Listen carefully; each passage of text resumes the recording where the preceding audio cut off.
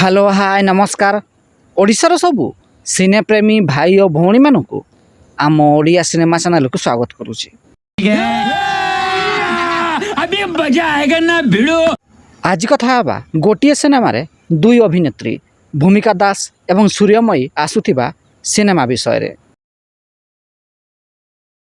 Pratiksha, त्रिकन्या, gangs of Puri एवं कर्म भली अनेक सुपरहिट सिनेमा भेटी देथिबा ओडिया निर्देशक अनुप पट्टनायक आउ एक नुआ सिनेमार घोषणा करिसेंती। सिनेमार नाँ रही मंत्रमुग्ध। निकटरे एही सिनेमार शुभ मुहूर्त हो सारिथिबा बेले एही सिनेमारे सोनज, मनमय, सूर्यमयी एवं भूमिका दास अभिनय करिसेंती। एही सिनेमारे दुई जन नायिका को देखा मिलिबो, भूमिका दास एवं सूर्यमयी।